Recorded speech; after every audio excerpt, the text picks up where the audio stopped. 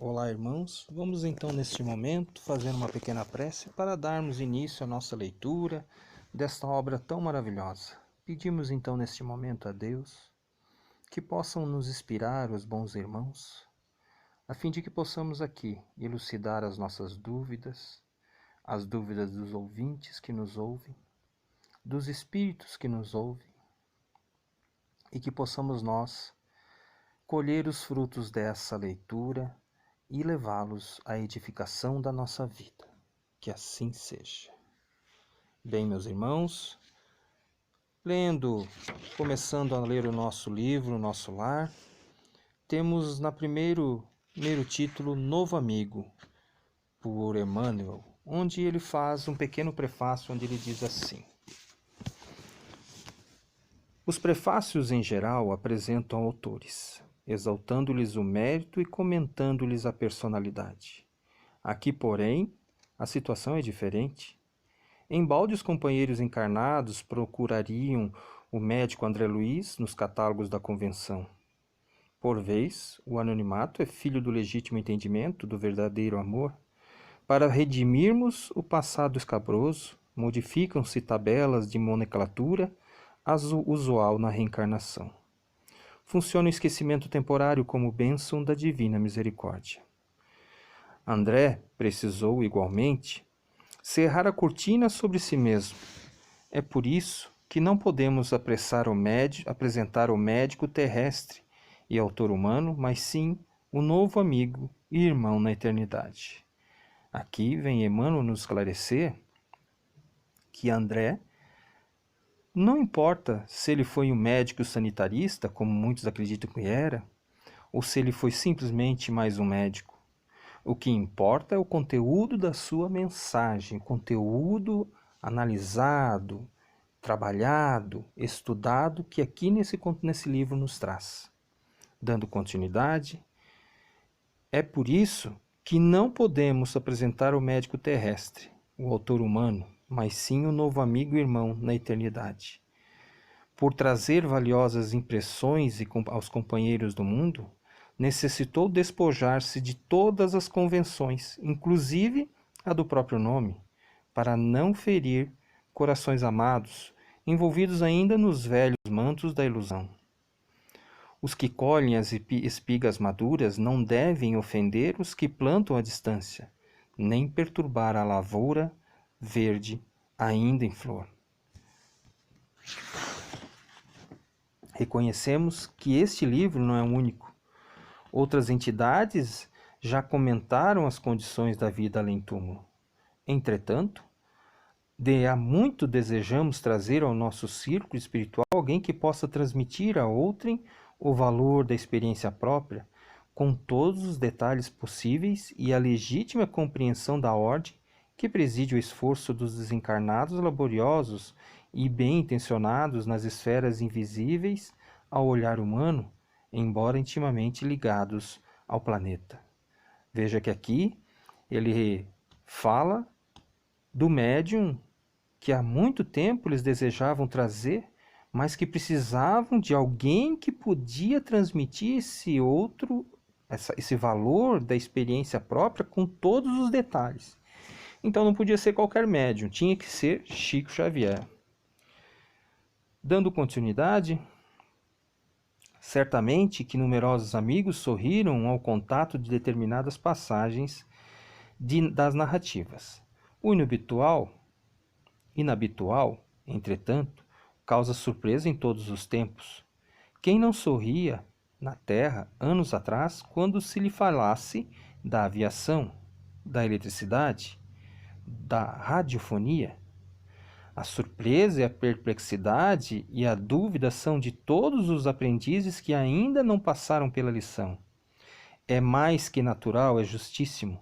Não comentaríamos desse modo qualquer impressão alheia. Todo leitor precisa analisar o que lê. Então, esse livro aqui ele vai trazer informação sobre eletricidade, sobre aviação, sobre a radiofonia, coisas que em 1944, convenhamos, eram ainda muito, mas muito ainda defeituosas, começando a engatinhar no plano carnal, né? E também ele traz para nós a dica, que é o que vai nortear o nosso estudo aqui, onde ele diz assim: todo leitor precisa analisar o que lê. Eu estou lendo o livro Nosso Lar pela 4ª vez. Sei de pessoas que já leram mais de 6 vezes. E todos nós trazemos o seguinte relato, que cada vez que lemos, achamos algo mais a acrescentar no nosso conhecimento. Eis a questão. Não é só ler. Temos que analisar o que a gente lê. Voltando à nossa leitura, reportamo-nos, pois, tão somente ao objetivo essencial do trabalho. O Espiritismo ganha dilatada expressão numérica. Milhares de criaturas interessam-se pelos seus trabalhos, modalidades e experiências.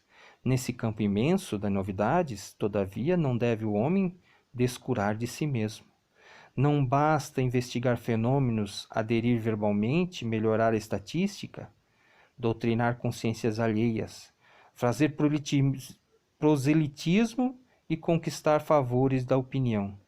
Por mais respeitável que seja no plano físico, é indispensável cogitar do conhecimento de nossos infinitos potenciais, aplicando-os por nossa vez no serviço do bem. O homem terrestre não é um deserdado, é filho de Deus em trabalho construtivo, envergando a roupagem da carne, aluno da escola benemérita, onde precisa aprender a elevar-se. A luta humana é a sua oportunidade, a sua ferramenta, o seu livro. Olha que interessante, a luta humana é a sua oportunidade. Então nós temos aí Emmanuel nos dando o conselho de que a nossa luta, a nossa seara humana aqui, é a oportunidade que a gente tem de nos melhorarmos, de nos refazermos, de acertarmos os nossos débitos, né? De melhorar o nosso crescimento e desenvolvimento espiritual.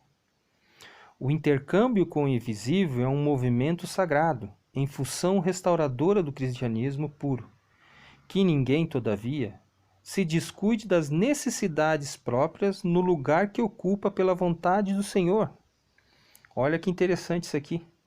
Ele está dizendo que no intercâmbio com o invisível, no movimento sagrado, que a gente não se descuide das necessidades próprias do lugar que a gente ocupa pela vontade do Senhor, ou seja, a nossa programação reencarnatória, o lugar que você está encarnado, a família, o meio social, tudo isso foi preparado.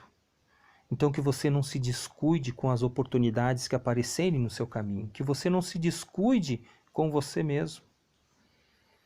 Continuando, André Luiz vem contar a você, leitor amigo, que a maior surpresa da morte carnal é de nos colocar face a face com a própria consciência, na qual edificamos o céu, estacionamos no purgatório, ou nos precipitamos no abismo infernal. Vem lembrar que a terra é oficina sagrada e que ninguém a menosprezará sem conhecer o preço do terrível engano a que se submeteu o próprio coração. Guarde a experiência desse livro da alma, guarde a experiência dele no livro na alma. Ele diz bem alto que não basta a criatura apegar-se à existência humana, mas precisa saber aproveitá-la dignamente, e que os passos do cristão em qualquer escola religiosa deve dirigir-se verdadeiramente ao Cristo, e que, em nosso campo doutrinário, precisamos, em verdade, do Espiritismo e do espiritualismo, mas muito mais da espiritualidade. Pedro Leopoldo, Minas Gerais, 3 de outubro de 1943, Emmanuel. Então, o último conselho de Emmanuel aqui que a gente precisa, tanto do espiritismo como do espiritualismo, mas muito mais da espiritualidade do que supomos. Então, esse é a abertura do livro, onde Emmanuel vem trazer esses conselhos tão queridos para nós, tão bem elegíveis para que a gente possa entender, tão bem explanados. E agora vamos para a mensagem de André Luiz antes do primeiro capítulo, onde ele diz assim: a vida não cessa, a vida é fonte eterna, e a morte é o jogo escuro das ilusões. O grande rio tem seu trajeto antes do mar imenso, copiando-lhe a expressão. A alma percorre igualmente caminhos variados e etapas diversas. Também recebe afluentes de conhecimentos, aqui e ali. Avoluma-se em expressões e purifica-se em qualidade, antes de encontrar o oceano eterno da sabedoria. Cerrar os olhos carnais constitui operação demasiadamente simples. Permutar a roupagem física não decide o problema fundamental da iluminação. Como a troca de vestido não tem a que ver com as soluções profundas do destino e do ser. Ó caminhos da alma, das almas, misteriosos caminhos do coração. É mister percorrer-vos antes de tentar a suprema equação da vida eterna. É indispensável viver o vosso drama, conhecer-vos detalhe a detalhe, no longo processo do aperfeiçoamento espiritual. Olha o que ele vem dizer aqui. É indispensável viver o vosso drama. Não tem como você fugir da sua situação. Mas também você deve se conhecer detalhe a detalhe. Isso vai te ajudar no longo processo de aperfeiçoamento espiritual. Porque você conhecendo seus defeitos, você pode corrigi-los. Conhecendo suas qualidades, você pode ainda melhorar elas. Seria extremamente infantil, continuando a nossa leitura, tá? Seria extremamente infantil a crença de que o simples baixar do pano resolvesse transcendentes questões do infinito. Uma existência é um ato, um corpo, uma veste, um século, um dia, um serviço, uma experiência, um triunfo, uma aquisição, uma morte, um sopro renovador.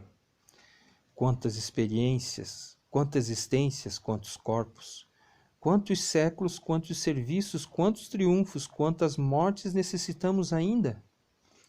E o letrado em filosofia religiosa fala de deliberações finais e posições definitivas. Ai, por toda parte, os cultos em doutrinas e analfabetos de espírito. É preciso muito esforço do homem para ingressar na academia do Evangelho do Cristo. Ingresso que se verifica, quase sempre, de estranha maneira, ele só na companhia do Mestre, efetuando o curso difícil, recebendo lições sem cátedras visíveis e ouvindo vastas dissertações sem palavras articuladas. Muito longa, portanto, nossa jornada laboriosa. Nosso esforço pobre quer traduzir apenas uma ideia dessa verdade fundamental.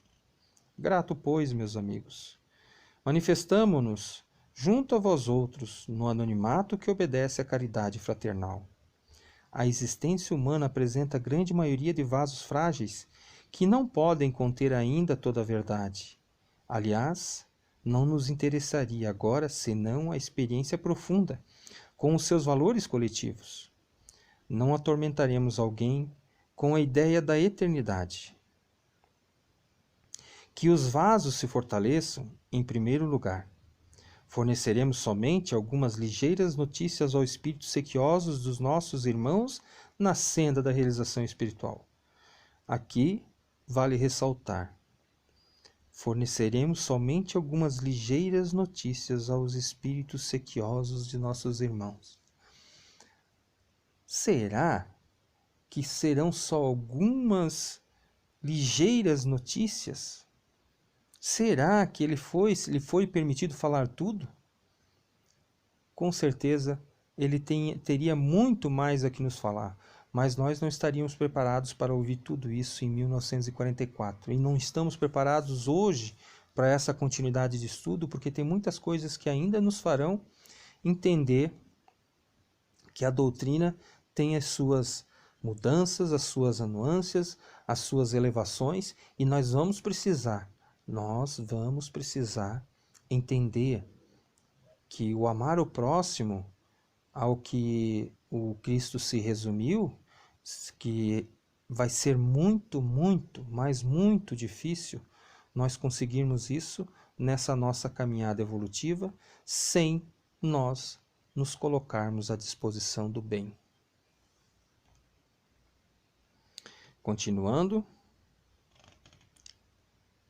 E agora, amigos, que meus agradecimentos se calam no papel, recolhendo-se ao grande silêncio da simpatia e da gratidão, atração e reconhecimento, amor e júbilo moram na alma. Crede que guardarei semelhantes valores comigo, a vosso respeito no santuário do coração. Que o Senhor nos abençoe, por André Luiz. Então vamos lá, agora definitivamente começamos no primeiro capítulo, que é titulado Nas Zonas Inferiores. Seria uma dimensão espiritual, né? Então vamos lendo pausadamente e comentando cada assunto interessante que nós acharmos. E ele começa dizendo assim: Eu aguardava a impressão de haver perdido a ideia de tempo. A noção de espaço esvairava-se-me de há muito. Estava convicto de não mais pertencer ao número dos encarnados no mundo. No entanto, meus pulmões respiravam a longos haustos. Olha que interessante ele dizer isso aqui. Ele já fazia uma ideia que havia perdido a impressão do tempo. Tanto é que ele nos relata mais para frente, nós vamos descobrir que ele ficara 7 anos nesse local aqui, que nós ainda não vamos dizer o nome, que mais para frente nós iremos dar. E ele já estava convicto que não pertencia mais ao mundo dos encarnados. E ele faz uma revelação, que os seus pulmões respiravam a longos altos. O que seria isso? Se ele tinha morrido, ainda assim respirava? Seus pulmões, ele sentia pulmões? Então, se ele sentia os pulmões respirando, então quer dizer que aquele corpo que ele tinha lá ainda era matéria? Como é que é isso?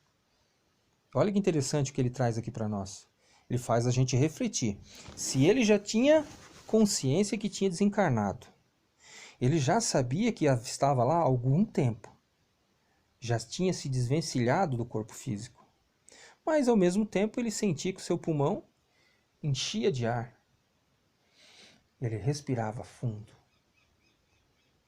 Então quer dizer que esse corpo de matéria, quando se desfaz, o corpo perispírito, o corpo espiritual, ainda assim respira.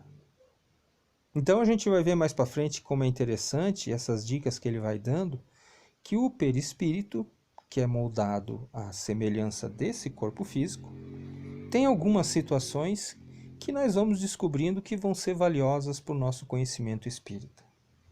Dando continuidade, desde quando me tornara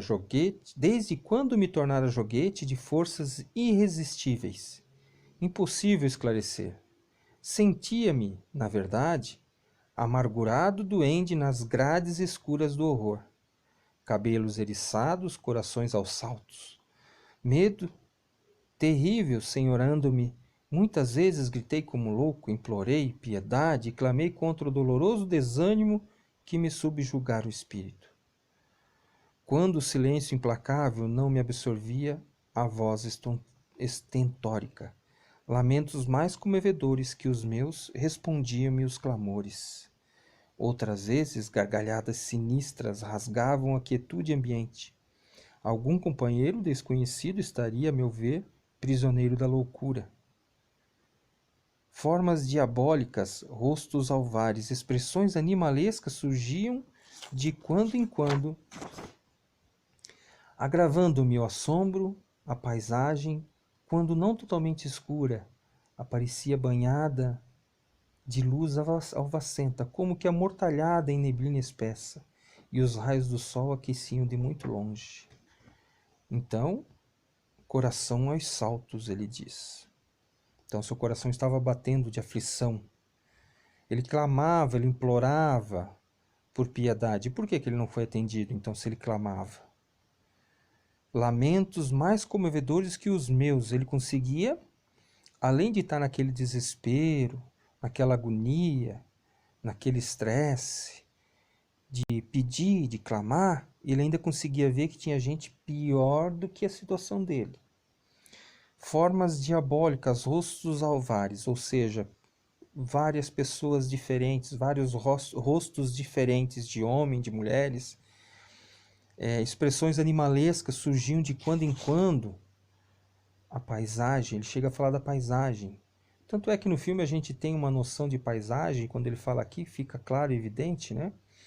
Aquela luz alvacenta, que o sol vem aquecer de muito longe.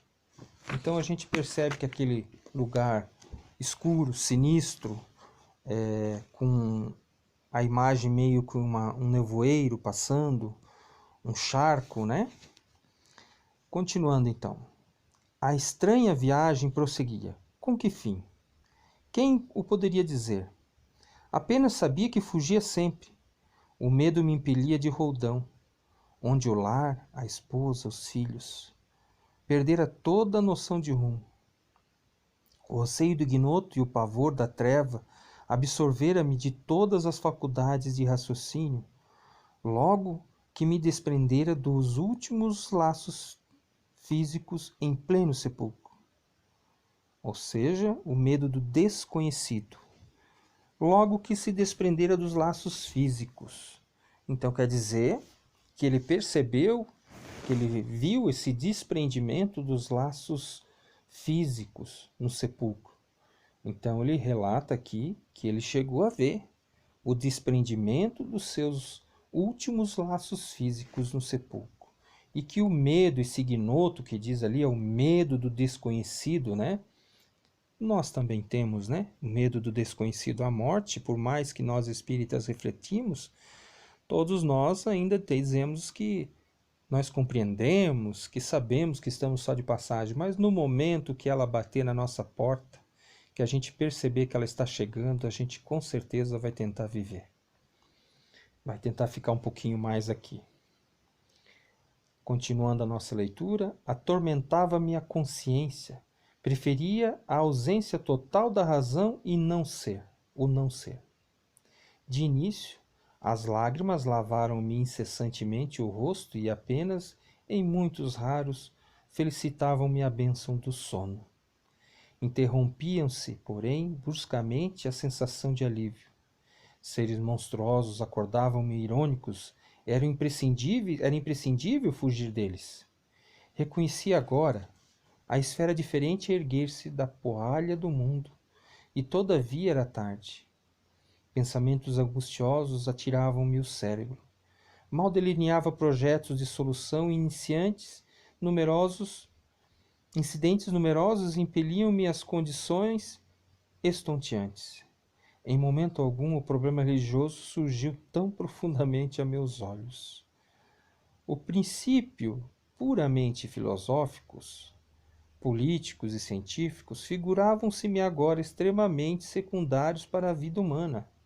Significavam, a meu ver, valioso patrimônio nos planos da terra, mas urgia reconhecer que a humanidade não se constitui de gerações transitórias, e sim de espíritos eternos, a caminho da gloriosa destinação. Verificava que alguma coisa permanecia acima de toda cogitação meramente intelectual. Esse algo é a fé, manifestação divina ao homem. Semelhante análise surgia, contudo, tardiamente. De fato, conhecia as letras do Velho Testamento e muitas vezes folheara o Evangelho. Entretanto, era forçoso reconhecer que nunca procurara as letras sagradas com a luz do coração. Olha que legal que ele nos explica aqui. Ele fala que verificava a sua falta de fé. Ele ele expressa que a sua falta de fé era algo que ele não conseguia entender. Como que ele tinha tanta falta de fé?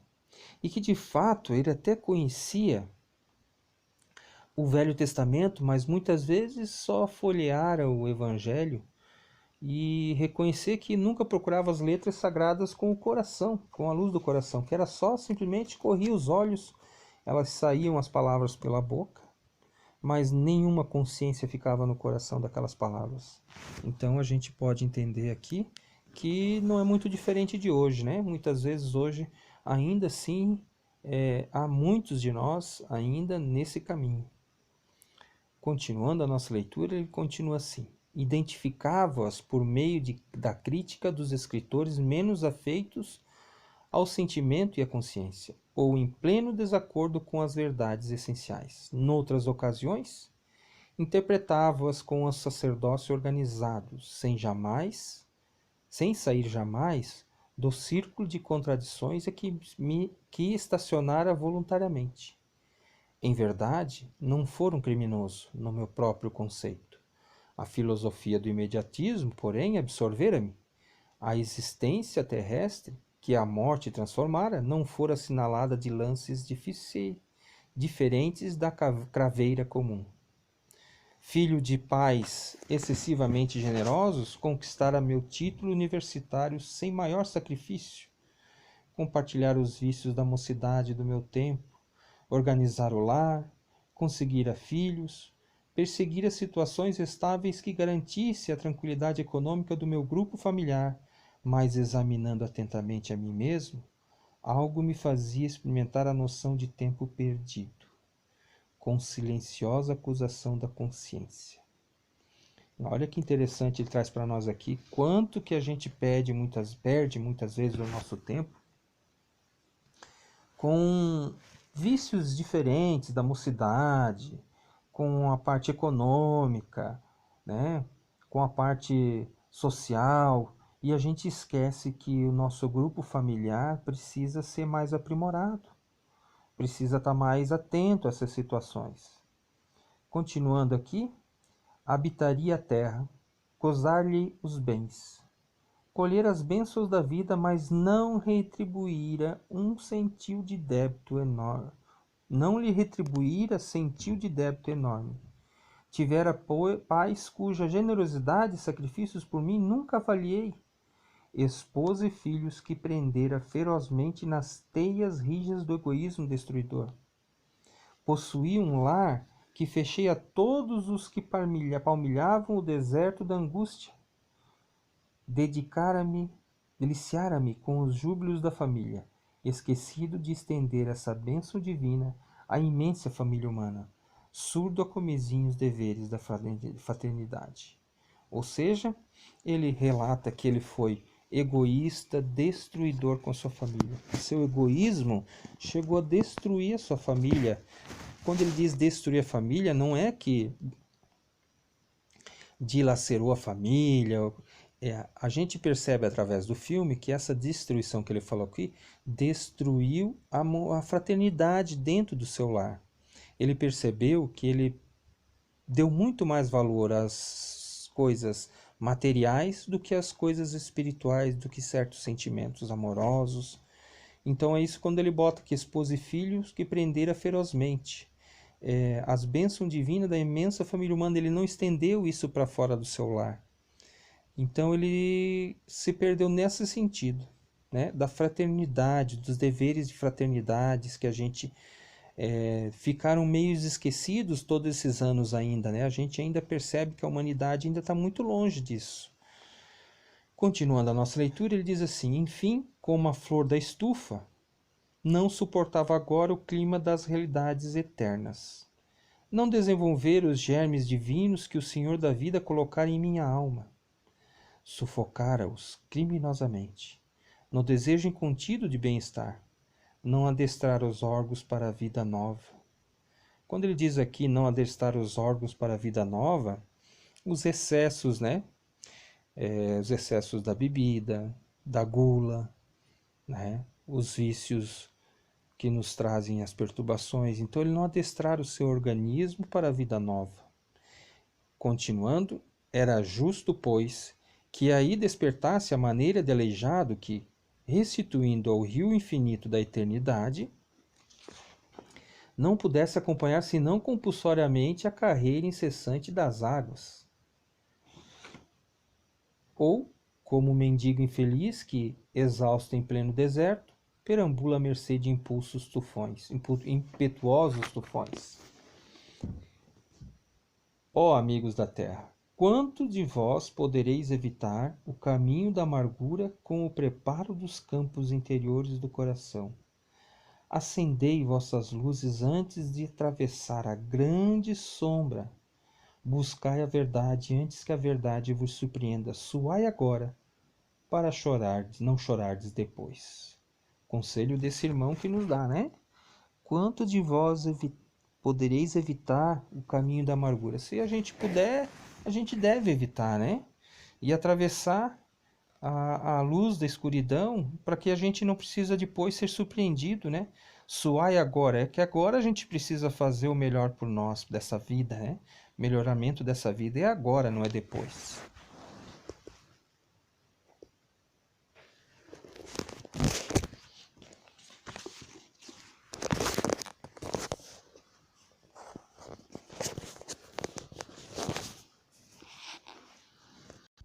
Agora nós iremos para um pequeno intervalo, ao qual passará uma música para vocês e voltaremos com o segundo capítulo, que é Clarencio.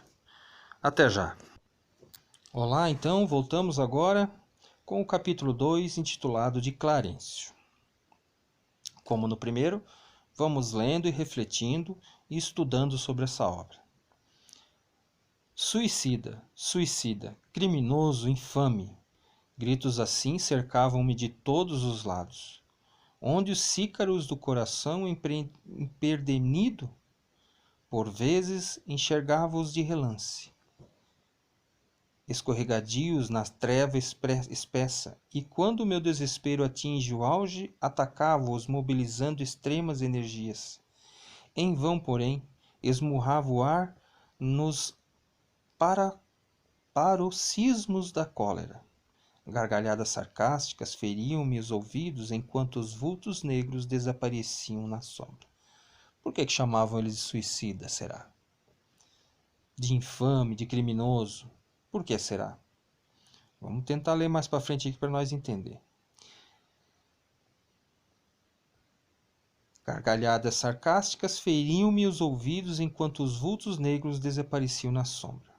Para que apelar? Torturava-me a fome, a sede me escaldava. Comezinhos fenômenos da experiência material patenteavam-me aos olhos. Crescera-me a barba, a roupa começava a romper-se com o esforço da resistência, na região desconhecida. A circunstância mais dolorosa, no entanto, não era o terrível abandono a que me sentia voltado, mas o assédio incessante de forças perversas que me assomavam nos caminhos ermos e obscuros. Irritavam-me, aniquilavam-me a possibilidade de conectar ideias. Desejava ponderar maduramente a situação, esquadrinhar razões, estabelecer novas diretrizes ao pensamento. Mas aquelas vozes, aqueles lamentos misturados de acusações nominais, desnorteavam-me irremediavelmente. Que buscais, infeliz? Onde vais, suicida? Tais objurgatorias, incessantemente repetidas, perturbavam meu coração. Infeliz, sim, mas suicida? Nunca essas increpações, ao meu ver, não eram procedentes? Eu havia deixado o corpo físico a contragosto? Recordava meu porfiado duelo contra a morte? Ainda julgava ouvir os últimos pareceres médicos enunciados na casa de saúde? Lembrava a assistência desvelada que tivera, os curativos dolorosos que experimentara nos dias longos que se seguiram à delicada operação dos intestinos. Sentia no curso dessas reminiscências o contato do termômetro, o pique desagradável das agulhas de injeções e por isso a última cena que procedera ao grande sono. Minha esposa ainda jovem e os 3 filhos, contemplando-me no terror da eterna separação. Ou seja, quando ele ouvira os gritos de suicida, ele não entendera por quê, né? E ele diz aqui que sofrera delicada operação nos intestinos. Então dá-se a entender que o suicida é um suicida inconsciente aqui, né? André Luiz foi um suicida inconsciente, porque se perdeu pelo vício da gula, da bebida, e isso acabou trazendo uma doença a seus intestinos, onde veio a cometer a sua morte do corpo físico. Então, dando continuidade para nossa leitura, a gente vai continuando aqui. Sentia, não é aqui. Depois, o despertar da paisagem úmida e escura e a grande caminhada que me parecia sem fim. Por que a pecha de suicida? Quando fora compelido a abandonar a casa, a família e o doce convívio dos meus? O homem mais forte conhecerá limites à resistência emocional. Firme e resoluto, a princípio, comecei por entregar-me a longos períodos de desânimos e, longe de prosseguir na fortaleza moral, por ignorar o próprio fim, senti que as lágrimas longamente reparadas visitavam-me com mais frequências, extravasando do coração. A quem recorrer? Por maior que fosse a cultura intelectual trazida do mundo, não poderia alterar agora a realidade da vida. Meus conhecimentos ante o infinito semelhavam-se a pequenas bolhas de sabão levadas ao vento impetuoso que transforma as paisagens. Eu era alguma coisa que o tufão da verdade carregava para muito longe. Entretanto, a situação não modificava a outra realidade do meu ser essencial. Perguntando a mim mesmo, não enlouquecera? Encontrava a consciência vigilante, esclarecendo-me que continuava a ser eu mesmo, com o sentimento e a cultura colhidos na experiência material. Persistiam as necessidades fisiológicas sem modificação. Aqui ele traz uma coisa importante. Persistiam as necessidades fisiológicas sem modificação. Ou seja, fome, sede, ele diz que a barba crescera, as roupas se despedaçavam, e as necessidades fisiológicas, como ir ao banheiro, urinar. Então, olha a informação que ele traz para nós. Espírito desencarnado que tinha todas as necessidades fisiológicas. Todo um movimento do ser ainda continuava. Barba por crescer, cabelos, a roupa que ele dizia ter lá, ela já se rasgava. Como isso? Se ele estava no plano espiritual, deveria ser diferente, né? Então, olha a informação que ele nos traz aqui, que continua todo esse processo. Mesmo no plano espiritual, o nosso perispírito tem todo esse processo revigoroso de revitação, de continuidade. Então, é uma coisa interessante ele trazer isso para nós. Continuando, então. Cogitava-me a fome todas as fibras e, nada obstante abatimento progressivo, eu não chegava a cair definitivamente em absoluta exaustão. De quando em quando deparavam-se-me verduras que me pareciam agrestes em torno de humildes filetes d'águas que me atirava sequioso. Devorava as folhas desconhecidas, colocava os lábios na nascente turva, enquanto me permitiam as forças irresistíveis a impelir-me para a frente. Muitas vezes suguei a lama da estrada, recordei o antigo pão de cada dia, vertendo copioso pranto. Não raro era imprescindível ocultar-me das enormes manadas de serem animalescos que passavam em bando, quais feras insaciáveis. Eram quadros de estarrecer. Olha a situação dele. Despertavam-se-me verduras que me pareciam agrestes. Raízes. Então, assim, ele comia as raízes, ele estava assim num lugar que não tinha muito o que oferecer no termo de comida. Mas ele diz que filetes de água que me atirava sequioso. E que por vezes se atirava com os lábios a nascente turva, água suja. Então ele tinha sede e sentia também a água. Olha que interessante ele falando isso. Muitas vezes suguei a lama da estrada, recordando o pão de cada dia, vertendo copioso pranto. Não raro, era imprescindível ocultar-me das enormes manadas de seres animalescos em enormes manadas, que passavam em bando. Olha só, eram quadros de estarrecer. Acentuava-se o desalento. foi quando comecei a recordar que deveria existir um motor da vida, fosse onde fosse.